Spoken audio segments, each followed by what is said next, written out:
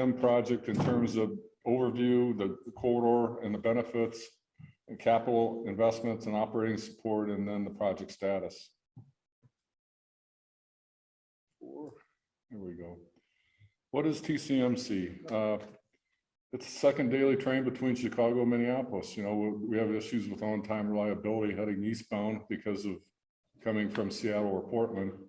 And this will start in St. Paul and start in Chicago as the builder does, and we'll have a lot better on-time reliability than it currently has. At least eastbound. Last week when I went to Chicago, it was 2.5 hours late getting there, and by the time I got through Milwaukee, we were following a metro train all the way in to Chicago, which slowed us down to about 35 miles an hour average speed. So those are issues that if the builder's on time, it has its slot, and we can provide on-time reliable service both directions. Project's been under development since 2015 when Amtrak worked with the states and did a feasibility study showing the potential for ridership on a second train if we had complementary times, and proposed initially one additional frequency for the corridor. Project highlights, more trips, makes more regional trips viable. Potentially a person could leave in the morning and be back that night in some spot along the corridor on a business trip, which you know, is a little bit more difficult than if you have 7 or 8 round trips a day, but you have to walk before you run. Eastbound reliability, as I mentioned, will be enhanced greatly over the current builder, and also provides improved modal connections to intercity bus, to shuttles, to air travel, and to local transit services. You know, one thing, the younger folks these days in college particularly, they don't want to own a car. They don't need a car if they have good public transit and good access to their campuses from wherever they come. And that's only going to continue.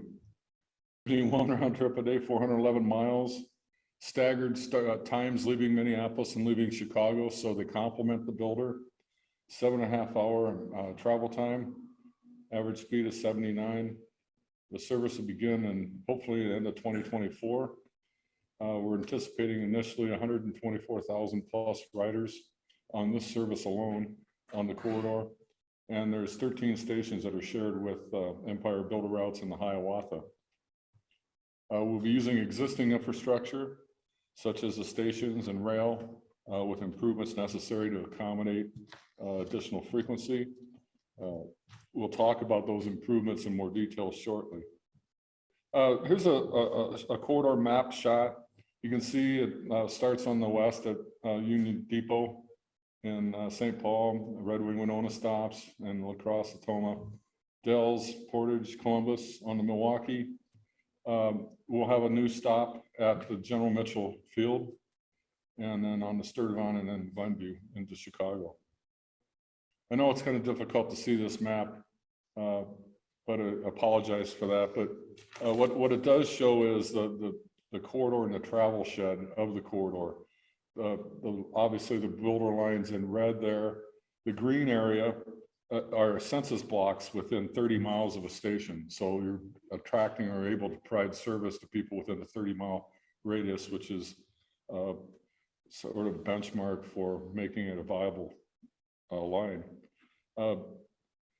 Potential connecting shuttle buses are on the dash lines that would connect major urban areas of Madison, Eau Claire, and Rochester to both Empire Builder and the TCMC services.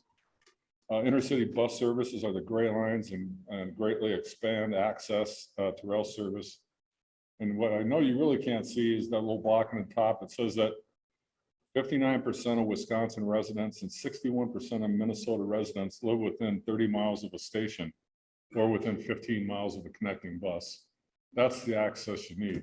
That's why we need to have the modal connections to get people within that travel shed to the line haul service. Benefits, community and economic development, create jobs, general economic growth along the corridor, increase freight rail capacity and reliability of the freight rail network. You know, I've been speaking here for a number of years, and I always use this line. When we're looking at putting passenger rail service in the private system, private rail system, it's like moving into their house and remodeling their house, and they got to live in the house with you.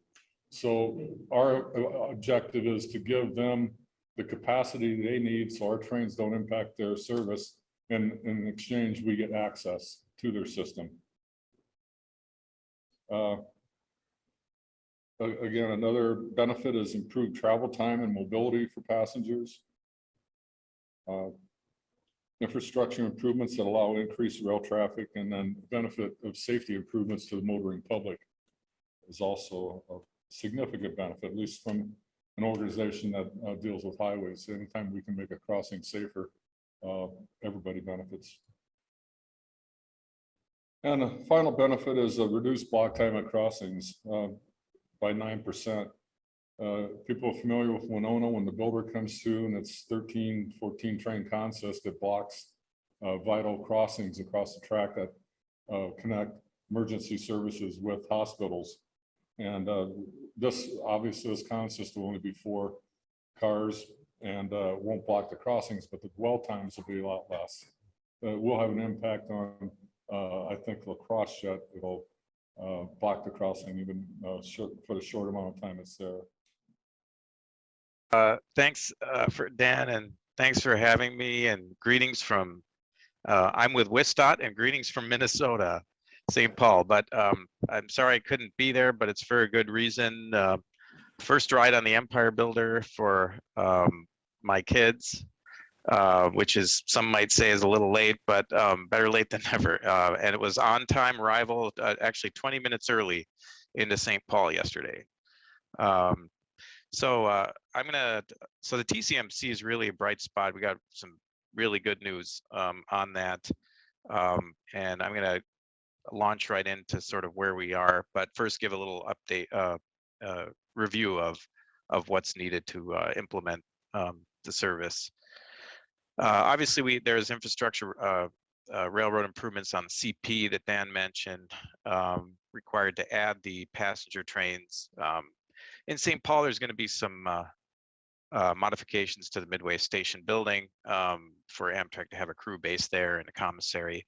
But the railroad, CP railroad improvements, significant improvements in the La Crescent, Minnesota area, in the at the River Junction CP rail yard there, to create a new signalized main track, upgrade a switch, and then realigning Mississippi River Bridge approaches and enable increased speeds over that bridge for passenger and freight. And then in La Crosse, we have a very big project to rebuild a second main track through the yard area and past the and through the La Crosse Amtrak depot, and extend a La Crosse yard lead. And then Winona, also significant improvements there, extending a siding and actually extending a couple of sidings and upgrading them right through Winona and through the Winona Depot area. So significant improvements there. Next slide, please. So the total cost of all of this railroad capacity improvements is $53.3 million. And since you're all in La Crosse, I thought I'd just highlight the projects here in the La Crosse area so you can see on the 3 maps. I already mentioned these actually, so just give you a few seconds to look at those project locations. The one on the top left is the River Junction yard improvements.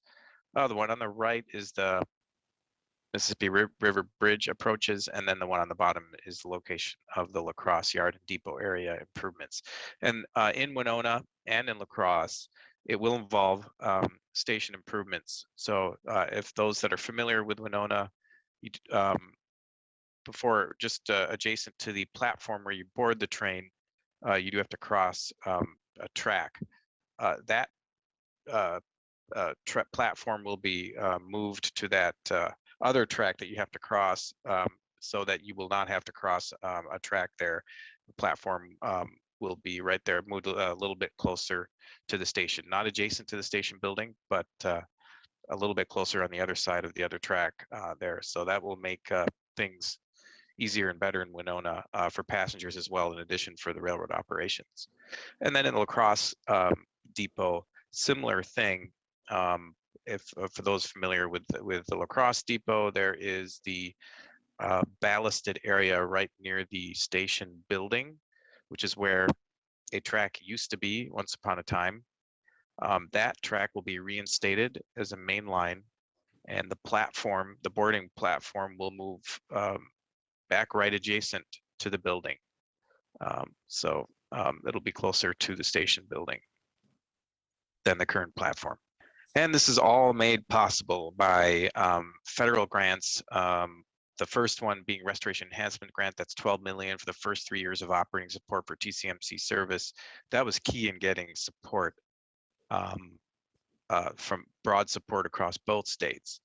The second was the Crosse grant, which provided 60% of the funds for all of those infrastructure improvements. And so here you see the funding. The first on the left, the cost of the projects in each state. There's about 12.3 million of improvements in Wisconsin, in La Crosse, and 40.7 million in those 3 locations in Minnesota.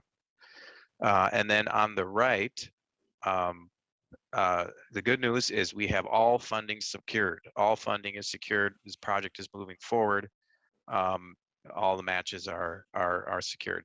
So we have Amtrak, 5 million from Amtrak, MnDOT 10 million, and WisDOT 6.5 million. So you see the pending there. We can delete those, and then we have the federal Crosse grant of 31.8 million. Next slide, please.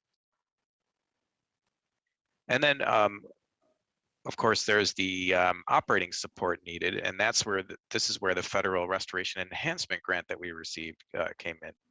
So the grant will cover 5.62, basically 80% of the operating support needed in the first year of service, 2024, 60% in the second year, and 40% in the third year, and then after that, the states are on their own. So you see that 2027, 7.34 million estimate of state operating support needed. That would be all that bottom row there would be split among the 3 states. So it's not all a burden on one state. It would be split between Minnesota, Wisconsin, and Illinois. And so a little update on where we are with the project. Next slide, please. So we have completed the railroad capacity modeling, obviously, and infrastructure needs identification, preliminary design and cost, service development plan, public outreach, environmental clearance, federal grant applications, and state funding matches secured for the capital improvements.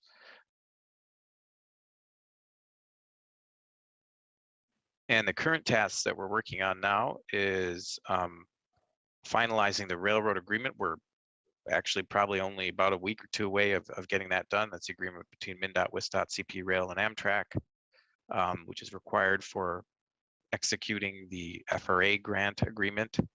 We're working on that, and so we should only be about a month or 2 away from that. And then Minnesota and Wisconsin are working on the state-to-state agreements to exchange funds to get this done. And then we already have a final design consultant selected. And so the final design process for these improvements should be getting started very soon. So that's the signifies the start of implementing this project.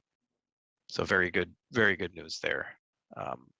Been a long haul, but you know, we've very excited to be starting it now.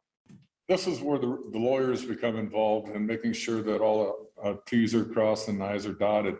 And as you know, in the corner, the WisDOT logo, WisDOT is a recipient of the federal funds. We're a subordinate to that. And Arun's done a number of these. I think he got 3 Crosse grants. We haven't done anything like this in Minnesota. So we're writing the playbook now based on all this process. And it's really eye-opening what it takes to get all these agreements in place. You think you got your $10 million, we've got all the federal funding, let's do it. But the railroads have to agree to the improvements. The Federal Railroad Administration has to agree to it. And then the issue of the state-to-state agreements, how we move our money to them to match the grant. And all that is a lot of details. So It sounds simple, you know, it's like people see the tracks out there and say, just put a train on it. Well, it just doesn't quite work that way. So sorry, Arun, I just wanted to throw it out. No, We appreciate the leadership Wisconsin's doing on this. I mean, we're learning from Arun on this, so I really appreciate their lead role. well, thanks. Yeah, and we really appreciate the partnership with Minnesota, and also all the other partners on the project. This is really a team effort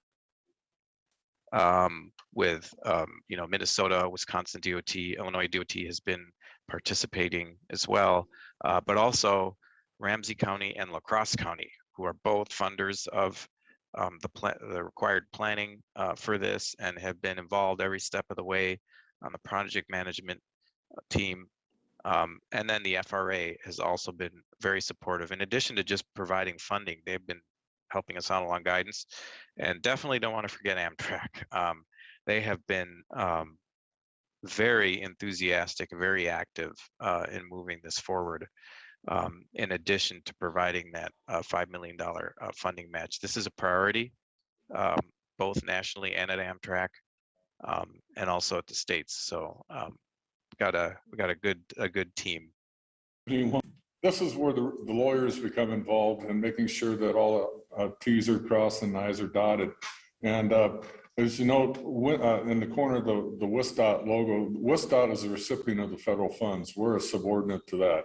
And Arun's done a number of these. I think he got 3 Crosse grants. We haven't done anything like this in Minnesota. So we're writing the playbook now based on all this process. And it's really eye-opening what it takes to get all these agreements in place. You think you got your $10 million, we've got all the federal funding, let's do it. But the railroads have to agree to the improvements. The Federal Railroad Administration has to agree to it. And then the issue of the state-to-state agreements, how we move our money to them to match the grant, and all that is a lot of details. So it sounds simple, you know, it's like people see the tracks out there and say, just put a train on it. Well, it just doesn't quite work that way. So sorry, Arun, I just wanted to throw it out. No, we appreciate the leadership Wisconsin's doing on this. I mean, we're learning from Arun on this, so I really appreciate their lead role. Well, thanks. Yeah, and we really appreciate the partnership with Minnesota, and also all the other partners on the project. This is really a team effort with Minnesota, Wisconsin DOT, Illinois DOT has been participating as well, but also Ramsey County and La Crosse County, who are both funders of the required planning for this and have been involved every step of the way on the project management team. And then the FRA has also been very supportive. In addition to just providing funding, they've been helping us out along guidance, and definitely don't want to forget Amtrak. They have been very enthusiastic, very active in moving this forward. In addition to providing that $5 million funding match. This is a priority, both nationally and at Amtrak, and also at the states. So we got a good team. And so the next steps and schedule, we're going to finish the final design of the improvement projects next year and ready for the construction seasons of 2023 and 2024, with a service start expected in late 2024. And in the meantime, we'll be working with Amtrak, ironing out all the details, refining the schedule, confirming the equipment, talking about the onboard service and the food service, and all that good stuff is going to be happening starting very soon, going through this period while the construction's going on. So public and stakeholder feedback, next slide, please. We had, as many of you know, in March, a public comment opportunity. We had a public recorded presentation with a comment period, and we received in just a month about 3,800, actually more than that, it's closer to 4,000 now, comments, with 84% indicating support for the project. And that was scattered all across geographically. It wasn't just along the line, it was all across the states of Minnesota and Wisconsin. We didn't, this public outreach effort was sort of focused on those two states where the improvements were, infrastructure improvements. So really broad support for this. Very impressive number of comments. We were all pleasantly surprised at the engagement of the public on this. Moving away from TCMC for a moment, I'll just give a quick update on what else is going on in Wisconsin. So I'm going to talk a little bit about the Hiawatha service and the status of that, and our throughway bus service that's connected with that, passenger rail equipment, Hiawatha service expansion and associated projects, and rail plants that are out there. So starting with the Amtrak Hiawatha service.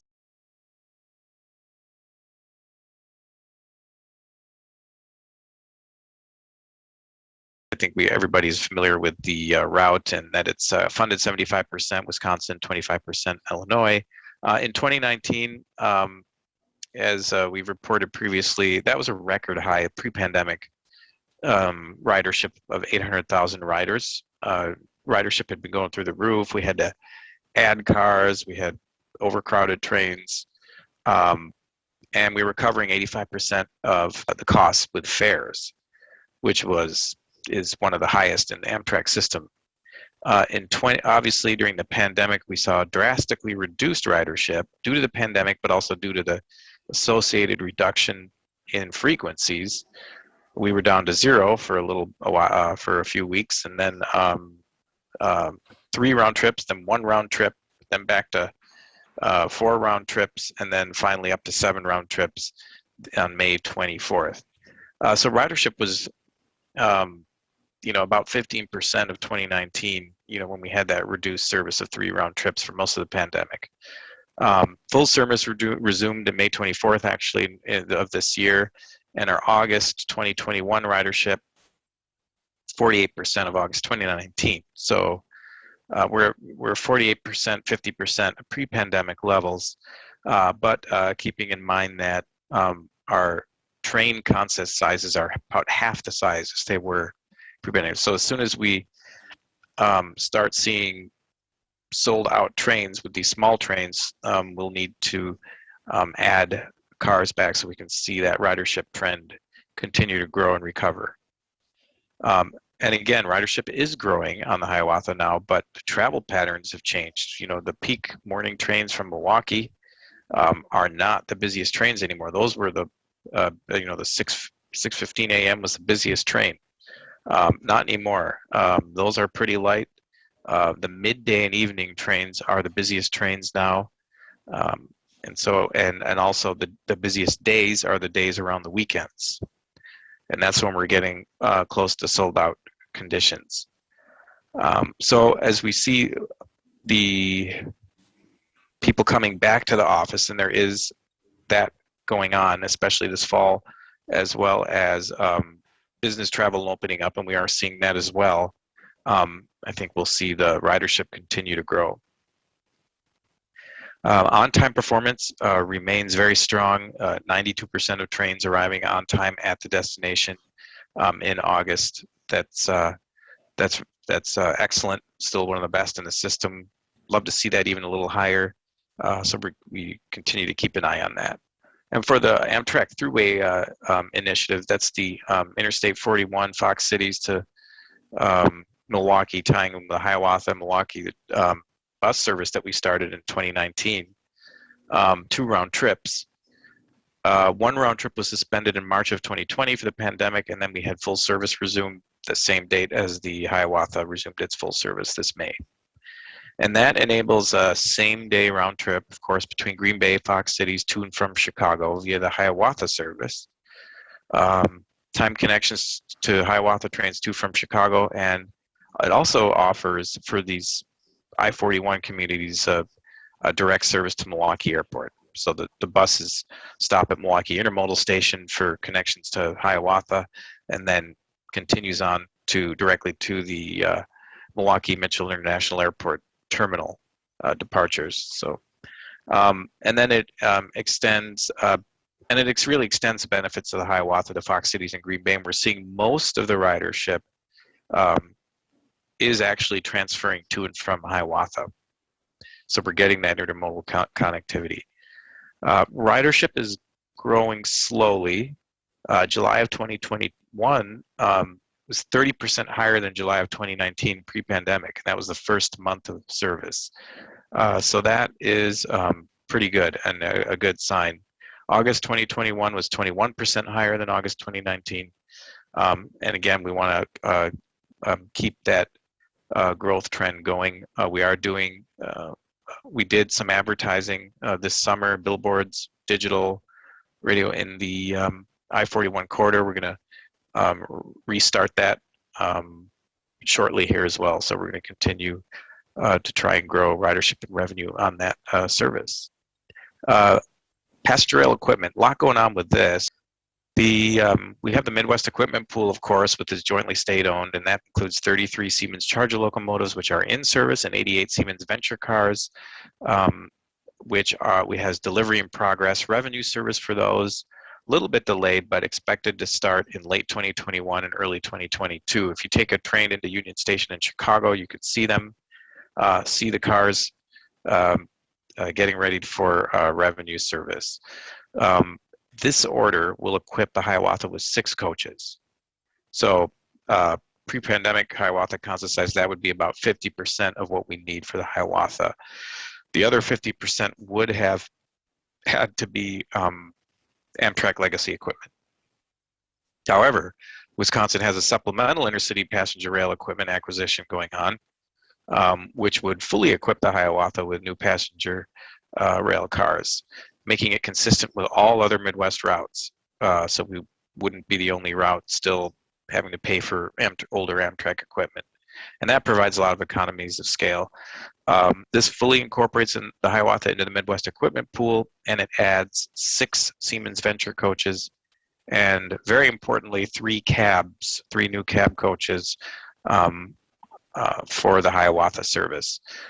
Expected for all of those to be in revenue service in 2025. But the first 6 pieces of equipment for the Hiawatha from the 88 car Midwest order, we should see those early next year in service. Now moving to the Hiawatha Service Expansion Program and associated projects. We are continuing to work on the increase in Hiawatha trips from 7 to 10 round trips daily. We have the tasks that are underway is we are not waiting for the full program of projects to be finalized, including those in Illinois.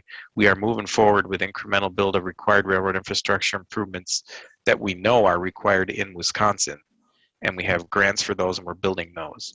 And then in the meantime, there's analysis with the host railroad, CP and Metro going on of infrastructural alternatives to those projects that were removed in Illinois a couple years ago in the Glenview and Lake Forest areas. Those aren't under consideration anymore, and we're trying to come to agreement with the host railroads on alternative projects that will provide capacity for those additional trains.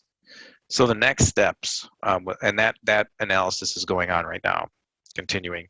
The next steps would be to get to agreement on those projects with the railroads. Then we'd have to environmentally clear them and apply for the federal grants for construction and add frequencies up to 10 round trips daily. We'd also have to get state matches, of course, for those federal grants. So talking about the incremental projects that we are building now or moving forward with now, the Milwaukee Airport Rail Station Expansion Project, which is needed for additional frequencies because it provides dispatching flexibility for the CP dispatchers to put passenger trains on either track rather than on the single platform track that exists now at the station. So this project adds a second platform with overhead access and elevator towers that you see in that rendering there. In that rendering on the right, the existing platform and canopy is on the right side of the rendering, and the new platform with the new canopy is on the left. And you'll see that that is a cantilever canopy, so that you don't have pillars in the middle of the platform obstructing movement.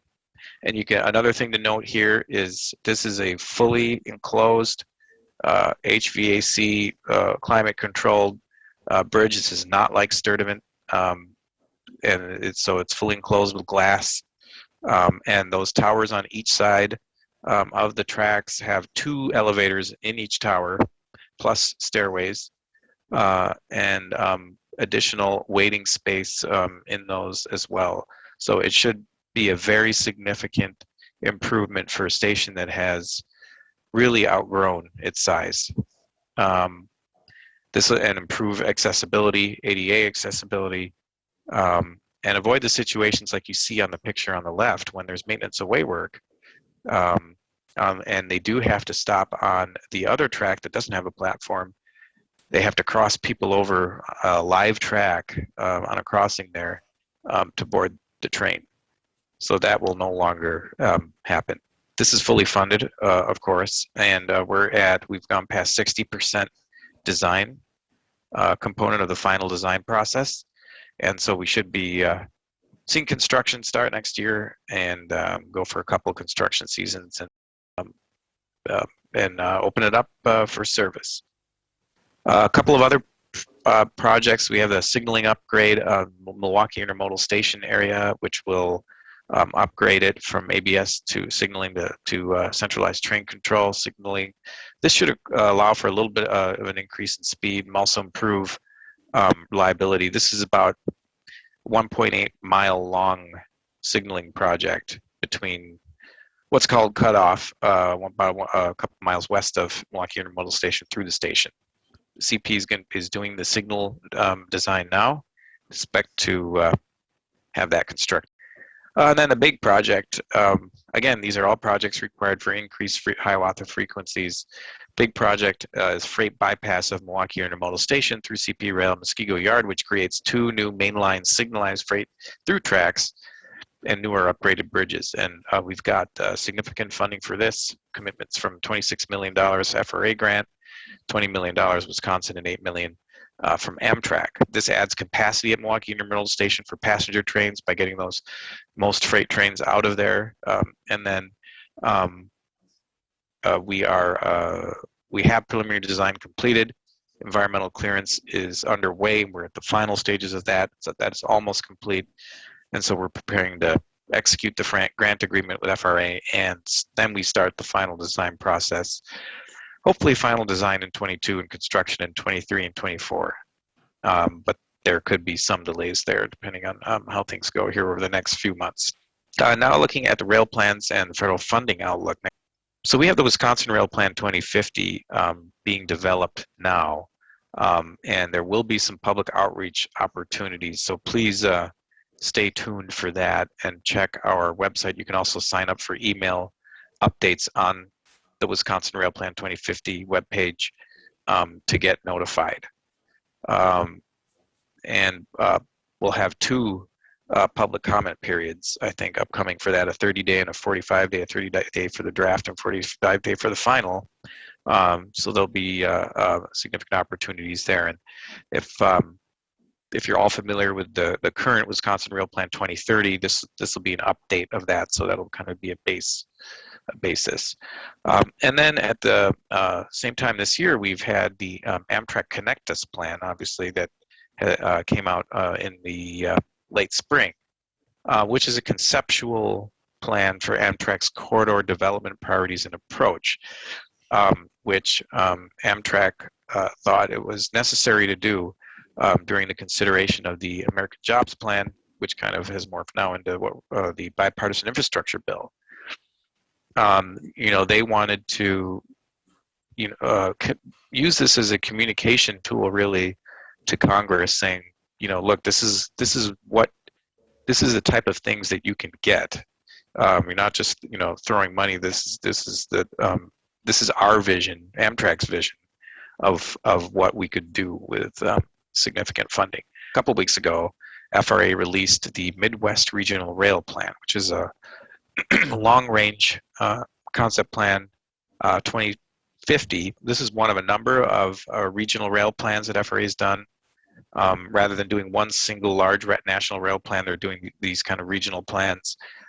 It was a 2-year process with stakeholder involvement, that's now complete. Obviously, it was released in Chicago a couple weeks ago on the heels of the Midwest Interstate Passenger Rail Commission meeting that we had a couple weeks ago in Detroit, which was a great meeting. And you know, with the new administration, I think there is a renewed focus on commissions, and maybe commissions playing a greater role in delivering and advancing passenger rail in this country.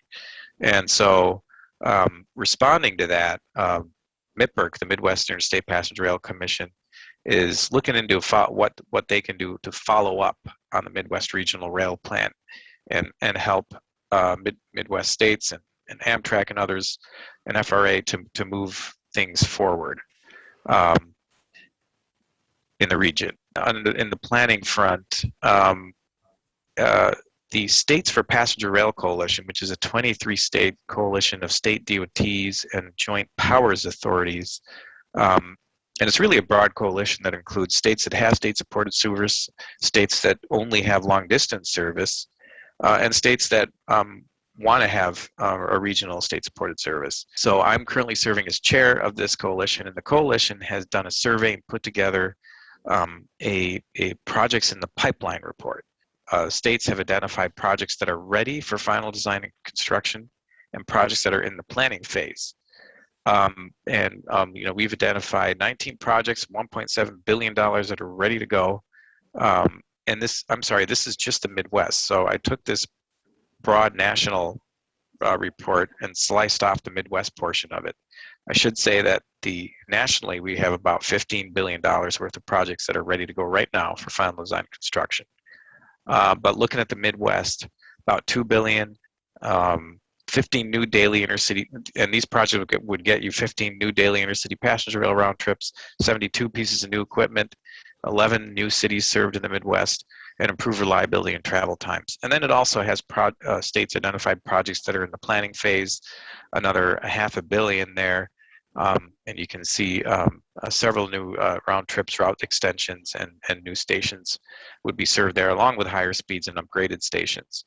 That is available on the States for Passenger Rail Coalition website. So you can go there and download that list and summary memo.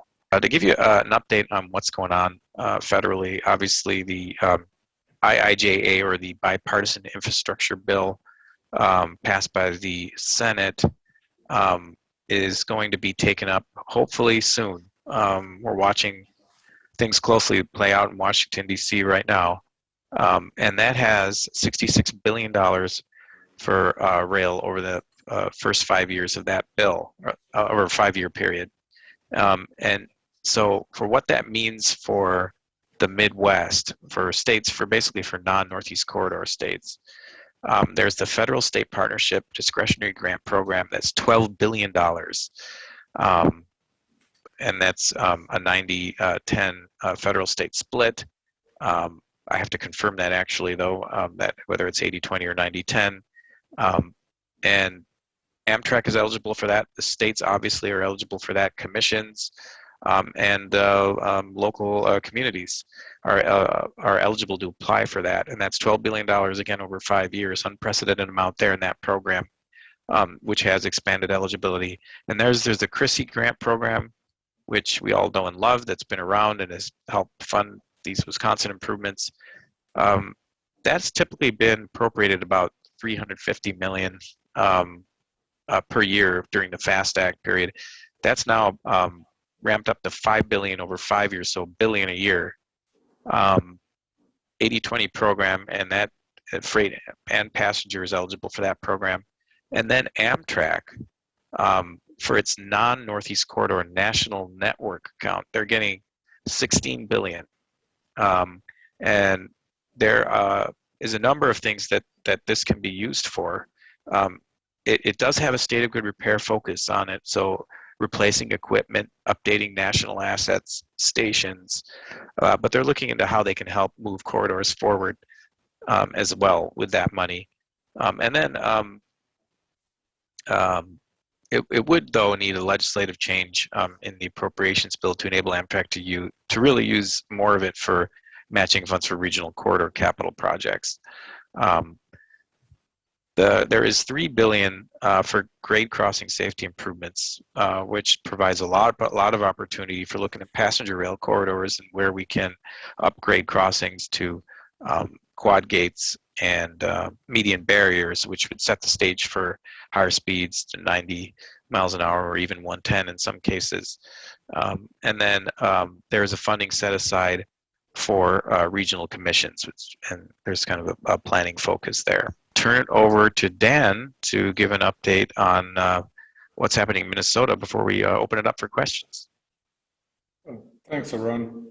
Always informative, and again, a good partner with us in making the regional system come to fruition after all these years.